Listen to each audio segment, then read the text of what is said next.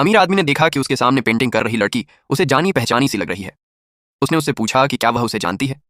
ये सुनते ही लड़की खुशी से उसे गले लगा लेती है। तभी उसे एहसास हुआ कि लड़की मानसिक रूप से अस्वस्थ लगती है और हैरानी की बात यह थी कि पिछली ही रात वह इसी लड़की के साथ समय बिता चुका था। उसी समय लड़की के घर के नौकर वहां आ गए और उसे जबरदस्ती ले जाने लगे। लड़की उनसे बहुत डर रही थी।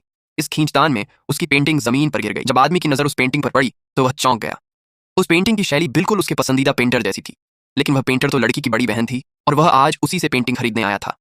नौकर फिर भी लड़की को घसीटने की कोशिश करने लगे। ये देखकर आदमी को गुस्सा आ गया और उसने नौकरों को कड़ी सजा दी। बाद में उसने फैसला किया कि वह खुद लड़की को घर छोड़ेगा। उसने लड़की की उस नजर पर ध्यान नहीं दिया जो उसने जाते समय नौकरों को दी थी। दरअसल लड़की के दादा ने अपनी पूरी संपत्ति उसी के नाम कर दी थी। वसीयत बदलवाने के लिए सौतेली माँ ने नौकर के जरिए लड़की को रोज सताना शुरू कर दिया। खुद को बचाने के लिए लड़की ने मानसिक रूप से अस्वस्थ होने का नाटक किया। उसकी सौतेली बहन उसकी पेंटिंग की प्रतिभा से जलती थी। उसने न सिर्फ लड़की की सारी पेंटिंग चुरा ली बल्कि प्रतियोगिताओं के लिए उससे जबरन पेंटिंग भी बनवाई। लड़की इस परिवार से भागने का मौका तलाश रही थी। उसे यकीन था कि वह अमीर आदमी उसकी सबसे बड़ी मदद बनेगा, इसलिए उसने हर तरह से उसका ध्यान खींचने की कोशिश की। जब आदमी उसे उठाकर उसके कमरे में ले गया तो उसने देखा कि कमरा बहुत गंदा और अस्त व्यस्त था। तभी उसे एहसास हुआ कि लड़की की जिंदगी ठीक नहीं है। बड़ी बहन डर गई कि कहीं आदमी को सच्चाई न पता चल जाए कि असली पेंटर वही लड़की है, इसलिए उसने तुरंत बहाना बनाया और आदमी को वहां से ले गई। पेंटिंग खरीदने के बाद आदमी बगीचे में टहल रहा था। लड़की ने उसे देखा तो जानबूझकर खिड़की पर चढ़ गई ताकि वह उसे याद रखे। हिम्मत जुटाकर वह नीचे कूद पड़ी।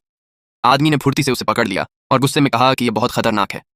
तभी लड़की ने उसे चूम लिया और कहा, मैं आपको ढूंढना चाहती थी। ये सुनकर आदमी बहुत हैरान रह गया। बाद में वह उसे फिर से कमरे में छोड़ने गया। जब वह जाने लगा तो लड़की ने उसे जाने नहीं दिया। आदमी ने उसके लिए पैंट ढूंढने की कोशिश की, लेकिन कमरे में उसे सिर्फ एक फटी पुरानी जीन्स मिली जो साफ तौर पर लड़की के साइज की नहीं थी। उसे बहुत अजीब लगा कि लड़की के पास ठीक से पहनने के लिए कपड़े तक नहीं है। जब उसे एहसास हुआ कि लड़की के साथ घर में जुल्म हो रहा है तो उसने उस रात वहीं रुकने का फैसला कर लिया। रात में लड़की ने फिर से उससे मिलने के लिए भागने की योजना बनाई।